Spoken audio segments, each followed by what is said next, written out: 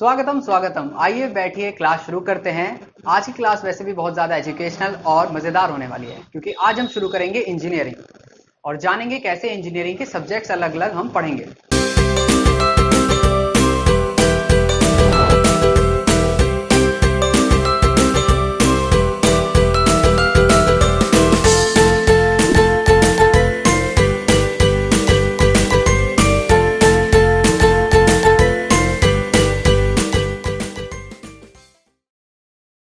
हम civil engineering में बात करते हैं ईंट की, पत्थरों की, कंक्रीट की, एल्यूमिनियम की, आयरन की, स्टील की। ये सब चीज़ों में कॉमन क्या है? ये सब चीज़ें सॉलिड है।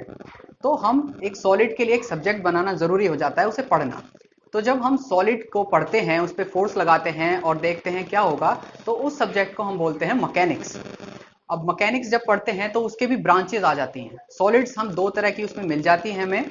एक सॉलिड ऐसी होती है जब हम उस पर फोर्स लगाते हैं तो वो डिफॉर्म नहीं होती। डिफॉर्म्ड का मतलब क्या है? जैसे उसके डायमेंशन थे वो वैसे ही बनी रहेंगी। जैसे देखिए, ये एक सॉलिड है, आप देख रहे हैं। अगर मैं इस पे फोर्स लगाऊं तो मैं इसका कुछ नहीं बिगाड़ पा रहा। ये जैसी पहले थी वैसे ही अब है। ये सॉलिड कैसी है? इसे हम कहेंगे रिजिड बॉडी। ठीक है, रिजिड पदार्थ कहेंगे इसे। फोर्स लगाने पे इसके डायमेंशंस में, इसके आकार प्रकार में चेंज नहीं आएगा। तो जब इस पे एक फोर्स लगेगी तो ये एक ही डायरेक्शन में उस तरफ जाएगी, इस तरफ से फोर्स लगेगी इधर जाएगी। पर एक दूसरी बॉडी की हम बात करते हैं जो कि है नॉन रिजिड बॉडी। अगर इस पे मैं फोर्स लगाता हूं तो इसके साथ क्या होगा? इसका डायमेंशन बदल जाएगा। कैसे? ये दबाया तो पिचक गई, तो इसे हम कहेंगे डिफॉर्म्ड बॉडी। तो इन दो बॉडीज के बारे में अलग से जब हम पढ़ते हैं तो दो सब्जेक्ट की ब्रांचेस बन जाती हैं। एक होता है स्ट्रेंथ ऑफ मटेरियल्स, जिसे शॉर्ट में सॉम भी कहते हैं। उसमें हम बात करते हैं डिफॉर्म्ड बॉडीज। ठीक है, तो जब बात आती है रिजिड की और बात आती है डिफॉर्म्ड बॉडी की,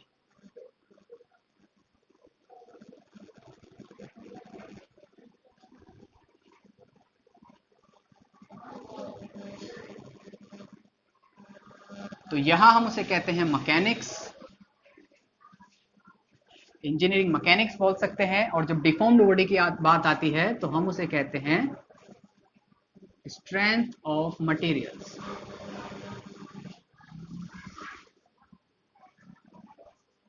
तो ये दो सब्जेक्ट हमारे हो जाते हैं पढ़ने के लिए। तो हम शुरू करेंगे डिफॉर्म्ड बॉडी के लिए स्ट्रेंथ ऑफ मटेरियल्स। ऐसा क्यों? देखिए, रिजिड बॉडी और डिफॉर्म्ड बॉडी दोनों ही टर्म रिलेटिव हैं। रिलेटिव से क्या मतलब है? रिलेटिव से मतलब ये है कि हम डिफॉर्म्ड बॉडी किसी को तब तक नहीं कह सकते जब तक उसके सामने कोई ऐसी बॉडी ना हो जो रिजिड है। ये मैंने क्या कह दिया? जैसे कि ये लाइन है। अब अगर मैं ये सब मिटा देता हूं यहां से और आपसे पूछूं कि ये लाइन बड़ी है या छोटी है, तो हम नहीं बता पाएंगे, क्योंकि ये टर्म कैसी है? रिलेटिव है। ये तभी पता चलती है जब हम किसी से तुलना करते हैं। तो ये लाइन इस लाइन से बड़ी हो गई, तो अब इसे हम कहेंगे बड़ी लाइन है। अगर मैं एक दूसरी लाइन बना देता हूं जो कि पहले इस वाली लाइन से लंबी हो गई, तो अब यही लाइन छोटी हो गई। तो ये टर्म रिलेटिव होते हैं। ऐसे ही रिजिड बॉडी है और ऐसे ही डिफॉर्म बॉडी है। कोई बॉडी कब रिजिड है? कोई बॉडी तब रिजिड है जब उसे फोर्स लगने पर उसका आकार प्रकार ना बदल पाए, यानी उसके डायमेंशन जैसे थे।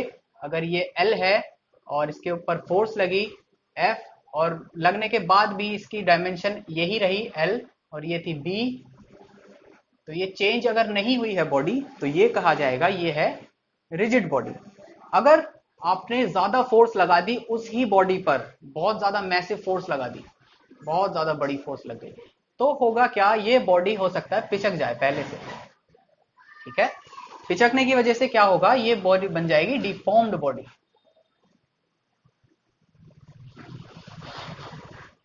इस तरह हम पढ़ते हैं। तो अब मैं बता रहा था आपको इंजीनियरिंग में क्यों हम डिफॉर्म्ड बॉडी के बारे में पढ़ते हैं। जैसे कि स्ट्रेंथ ऑफ मटेरियल्स मैंने आपको बताया। ऐसा इसलिए पढ़ते हैं क्योंकि जब हम घर बनाते हैं, सिविल इंजीनियरिंग में डैम बनाते हैं, ब्रिजेस बनाते हैं, तो इन सब चीजों का इतनी ज्यादा फोर्स होती है कि आप कोई भी मटेरियल लीजिए, स्टील ले लीजिए, लोहा, आयरन, या जो भी आप कंक्रीट है, उन पे कुछ ना कुछ फर्क जरूर पड़ेगा। वो रिजिड बॉडी नहीं रह पाएंगे क्योंकि फोर्स लगने वाली हमारी बहुत ज्यादा है। तो इसलिए हमारा सब्जेक्ट पढ़ने के लिए कौन सा बन जाता है? सोम। यानी कि उन मटेरियल के बारे में पढ़ेंगे जिन पे जब फोर्स लगती है तो वो डिफॉर्म्ड हो जाती है। तो तब क्या होता है जब किसी बॉडी पर फोर्स लगती है? जान लेते हैं। अगर मानिए ये बॉडी स्पेस में है और इसके ऊपर मैंने एक फोर्स लगाई 50 न्यूटन, क्योंकि ये स्पेस में है हम मान रहे हैं इसके ऊपर और कोई फोर्स नहीं लग रही, ना फ्रिक्शन है ना एयर रेजिस्टेंस है, कोई फोर्स नहीं है, तो ये बॉडी मूव करने लगेगी फोर्स के डायरेक्शन में जो कि इस तरफ है। अगर हम इस बॉडी को ले आए ऐसी जगह जहां पर रेजिस्टेंस है या फिर फ्रिक्शन है या और कोई एक्सटर्नल फोर्स हमने लगा रखी है, तो ये 50 न्यूटन पहले वाली फोर्स और ये अब जो दूसरी फोर्स लगने लगी, तो अब क्या होगा इसके साथ, अब ये जान लेते हैं। ये वाला हमारा सब्जेक्ट है इन चीजों को जानने के लिए। इस वक्त में अगर ये बॉडी रिजिड हुई तो ये दोनों फोर्स एक दूसरे को कैंसिल कर देंगी, काट देंगी और ये बॉडी कहीं नहीं जाएगी। अगर ये बॉडी डिफॉर्मेबल हुई, यानी कि फोर्स इस बॉडी की तुलना में काफी ज्यादा है, तो ये दोनों फोर्स इसको क्या कर देंगी, डिफॉर्म्ड कर देंगी, यानी इसको पिचका देंगी और बॉडी की जो अब आकार है वो पहले से थोड़ा, जो लेंथ है इसकी वो श्रिंक हो जाएगी, छोटी हो जाएगी। तो ये हुआ डिफॉर्म्ड बॉडी में। अब अगर मैं एक तरफ की फोर्स बढ़ा देता हूं, मैंने ये 80 न्यूटन बना दी है, अब क्या होगा, ऐसे में क्या होगा, ये 50 है यहां पर 80 है, जो 80 है इसमें भी कहीं 50 होगा, तो 50 और 50 फोर्स एक दूसरे को काटने की कोशिश करेंगे और इस डायरेक्शन में नेट फोर्स बढ़ जाएगी 30 न्यूटन। तो अगर रिजिड बॉडी होगी ये, तो ये 30 न्यूटन की फोर्स की वजह से इस डायरेक्शन में आगे बढ़ने लगेगी, 80 न्यूटन की वजह से नहीं, क्योंकि 50 न्यूटन उसने कैंसिल कर दिया। अगर ये डिफॉर्म्ड बॉडी होगी तो 50 और 50 इसे पिचकाने में काम आएंगे और 30 न्यूटन क्या होगा, वो इसे आगे प्रोपेल कर देगी फोर्स के डायरेक्शन में इस तरफ। इस तरह ये काम होते हैं। अब जान लेते हैं जब बॉडी श्रिंक होती है, पिचकती है कोई डिफॉर्मेबल बॉडी, तो उसके अंदर क्या चेंजेस आते हैं। तो हमने एक प्रिज्मेटिक बॉडी ली है और उस पर दोनों तरफ से फोर्स लगा दी है। प्रिज्मेटिक बॉडी का क्या मतलब होता है, प्रिज्मेटिक बॉडी का मतलब होता है जिसका क्रॉस सेक्शन चेंज नहीं होता, हर तरफ से एक सा क्रॉस सेक्शन होता है। जैसे कि ये देखिए बिल्कुल हर तरफ से गोल है, तो ये कैसी बॉडी है, प्रिज्मेटिक। आप यहाँ का सेक्शन काटें, यहाँ का काटें, यहाँ का काटें, आपको सर्कल ही मिलेगा और उतना ही बड़ा सर्कल मिलेगा जितना यहाँ पे होगा, जितना यहाँ, जितना यहाँ। तो इस बॉडी को हम कहेंगे प्रिज्मेटिक बॉडी। अब नॉन प्रिज्मेटिक बॉडी कैसी होती हैं, तो ये देख लीजिए। नॉन प्रिज्मेटिक बॉडी है, आप यहां से काटोगे तो आपको इतना बड़ा क्रॉस सेक्शन है, यहां से काटोगे तो इतना, ये भी नॉन क्रॉस सेक्शनल है। अगर आप इतना हिस्सा लोगे तो यहां से यहां तक आपको प्रिज्मेटिक मिलेगा और उसके बाद वो कैसा हो गया है, नॉन प्रिज्मेटिक। तो हमने एक प्रिज्मेटिक बॉडी ली है। प्रिज्मेटिक क्यों ली है, ताकि उसका area of cross section change ना हो और हम अपनी कैलकुलेशन आराम से सिखा सकें। तो प्रिज्मेटिक बॉडी पर हमने फोर्स लगाई है दोनों तरफ से F। तो अभी मैंने आपको बताया क्या होगा, ये दोनों फोर्स कोशिश करेंगी कि इस बॉडी को पिचका दें। तो पिचकाने के बाद क्या हुआ, उसकी लेंथ चेंज हो गई, ठीक है। यहाँ पे L थी, यहाँ पर L डैश हो गई, तो इसमें लेंथ में चेंज आ गया है और वो चेंज कितना हो जाएगा, चेंज इन लेंथ हम कहेंगे delta L equals to L minus L dash.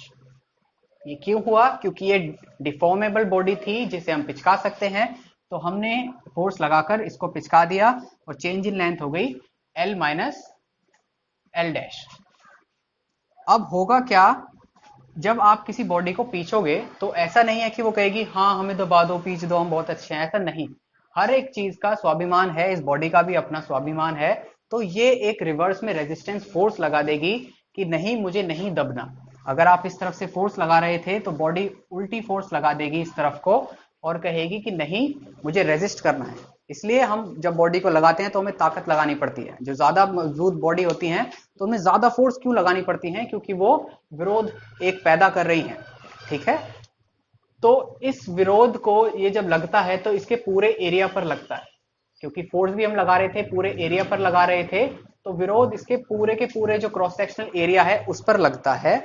और उस ही फोर्स को जब हम एरिया से डिवाइड कर देते हैं तो एक प्रेशर मिलता है, उस प्रेशर को हम बोलते हैं स्ट्रेस, ठीक है। ये कैसा है, जब हम बॉडी पर फोर्स लगाते हैं तो जो बॉडी रिवर्स में लगाती है उसको कहा जाता है स्ट्रेस। ये स्ट्रेस क्यों आता है, क्योंकि आपने क्या करा, उसके डायमेंशन में फेरबदल कर दिया, जिस वजह से उसके अंदर क्या आया, उसके अंदर आया स्ट्रेन।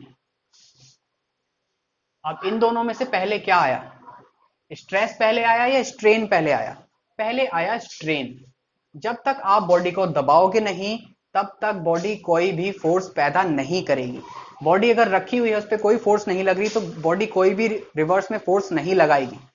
तो क्योंकि आपने इसे दबाया तो इसमें एक स्ट्रेन पैदा हुआ। और वो स्ट्रेन कैसे नापेंगे?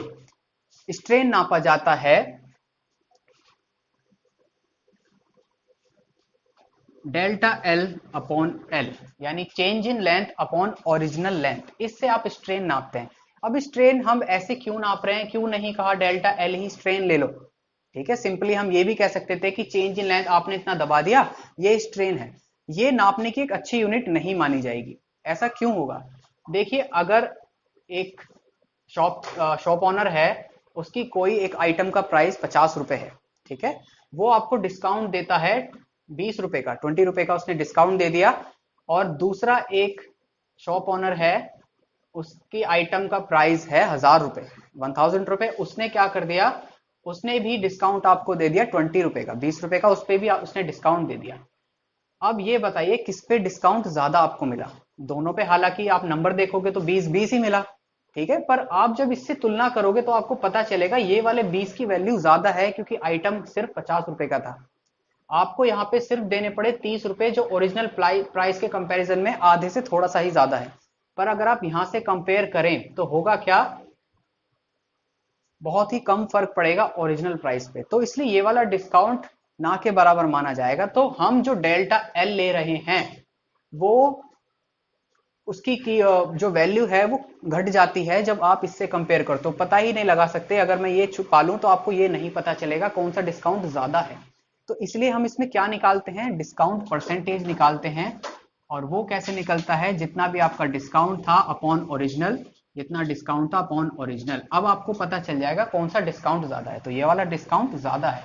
इसी तरह ये पता लगाने के लिए कि स्ट्रेन हुआ कितना है, अगर इतनी बड़ी बॉडी हुई और उसमें आपका इतना चेंज आया, और इतनी छोटी बॉडी हुई उसमें इतना चेंज आ गया, तो आपको कौन सा कैसे पता चलेगा कि किसमें स्ट्रेन ज्यादा है? इस बॉडी में स्ट्रेन ज्यादा आया है, क्योंकि इतनी छोटी होने के बाद भी वो दबा दी गई, और इतनी बड़ी होने के बाद दबा दी तो वो कम स्ट्रेन है। तो इसलिए हम क्या करते हैं, उसको ओरिजिनल लेंथ से डिवाइड कर देते हैं।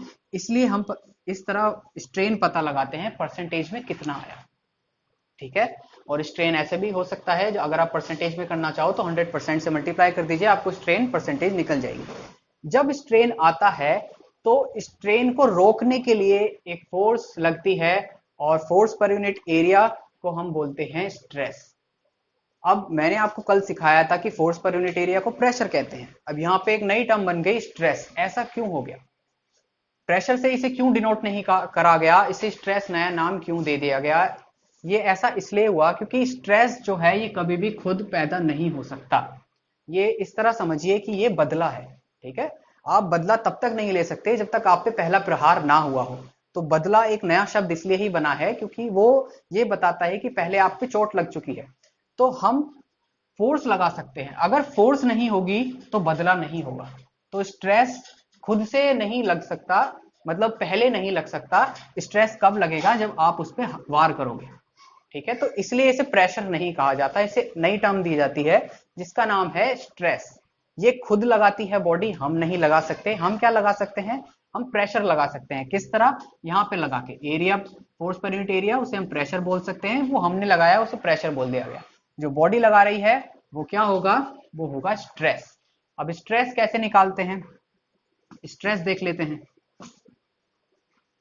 क्योंकि ये प्रेशर ही है, मैंने आपको बताया, बस ये बदला है, ठीक है। अगर बदला भी आप मारो तो उसे भी एक तरह से मार ही है वो। तो उसका फॉर्मूला भी क्या होना चाहिए? उसका फॉर्मूला भी फोर्स पर यूनिट एरिया, उसका फोर्स भी फॉर्मूला भी यही होगा, और इसकी यूनिट भी न्यूटन पर मीटर स्क्वायर ही होगी, जैसे प्रेशर की होती है। अब स्ट्रेन की यूनिट की अगर हम बात करें, स्ट्रेन की क्या यूनिट है, तो देख लेते हैं फॉर्मूले से। डेल्टा एल यानी change in length. Change in length की यूनिट किस में होगी? जो चीज चेंज हुई है लेंथ, उसकी यूनिट होगी मीटर में, अपॉन में ओरिजिनल लेंथ, लेंथ की यूनिट भी मीटर है, तो मीटर से मीटर कट जाएगा, और ये टर्म आएगी यूनिट लेस। क्योंकि ये परसेंटेज में है, ये कंपेयर करता है, तो ये यूनिट लेस टर्म है, और इसका कोई भी यूनिट नहीं होगी। तो अगर आपने ध्यान दिया हो तो आपने देखा होगा कि हम अपनी डे टू डे लाइफ में, अपने जीवन में प्रेशर टर्म का इस्तेमाल फोर्स से ज्यादा करते हैं। प्रेशर ज्यादा आता है हमारे जीवन में फोर्स से ज्यादा। ऐसा क्यों? देखिए, जैसे गाड़ी में हवा चेक करनी हो टायरों में तो क्या करते हैं? एयर प्रेशर देखा जाता है। अगर खून कैसा बह रहा है हमारे शरीर में तो क्या देखते हैं? ब्लड प्रेशर नापा जाता है। हवा का कितना दबाव है तो एयर प्रेशर देखा जाता है। फोर्स इन सब चीजों में नहीं आता कहीं। ब्लड फोर्स जैसी कोई चीज नहीं है। हवा, एयर फोर्स जो टायरों में है उसकी जैसी कोई चीज नहीं होती। ऐसा क्यों हो रहा है?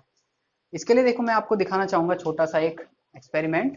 ये एक कागज की स्ट्रिप है, मैं इस पे ताकत लगा के, इस पे फोर्स लगा रहा हूँ और इसे फाड़ने की कोशिश करता हूँ। ठीक है, तो ये खींचा और ये मैं टूट गया है। दोबारा देखिए, ये फोर्स से टूट रहा है। अब जितनी फोर्स मैंने इस पर लगाई थी उतनी ही फोर्स मैं इस पर लगा रहा हूँ। ठीक है, तो उतनी फोर्स से ये नहीं टूट रहा, मुझे अब ज्यादा फोर्स लगानी पड़ेगी। तो अब अगर मैं कहना चाहूं कि ये वाला कागज कितनी फोर्स सह सकता है तो क्या टर्म वो सही होगी? नहीं। यही कागज था, अगर पतला था तो टूट रहा था, यही कागज है मोटा है तो सह रहा है। तो फोर्स टर्म सही नहीं होगी ये बताने के लिए कागज कितनी ताकत या कितना झेल सकता है दबाव। तो इसलिए हम क्या करते हैं? प्रेशर लेते हैं। कांस्टेंट अगर आप एक एरिया लो, उस पे अगर आप बता दो कि इतना फोर्स सह सकता है उस एरिया पर, तो वो चीज हमेशा कांस्टेंट रहेगी। ठीक है, अगर मैं इसको स्ट्रिप को पतली काट दूं तो ये अभी भी उतनी ही फोर्स से टूट जाएगी जितना वो पहला वाला कागज टूटा था। और अगर मैं उस एरिया से मल्टीप्लाई कर दूं, जितना ये एरिया इसका ज्यादा है उसके मुकाबले, और उतनी ही फोर्स बढ़ा दूं तो ये कागज टूट जाएगा। ठीक है, तो इसलिए टर्म हमारी प्रेशर ज्यादा इस्तेमाल होती है फोर्स से, ताकि हम ये पता लगा सकें, अगर किसी और को भी बताना हो तो प्रेशर टर्म्स में बता सकते हैं ये वैल्यू, ये कोई कागज या कोई वस्तु इतना प्रेशर झेल सकती है, तो उसे अंदाजा एकदम लग जाएगा कि आप कहना क्या चाहते हैं। ठीक है, वरना तो ये कागज हाथी का वजन भी सह सकता है, हाथी भी खींचना चाहे ये नहीं टूटेगा, पर शर्त है आप कागज उतना ही बड़ा फैला दो उसकी फोर्स। ठीक है।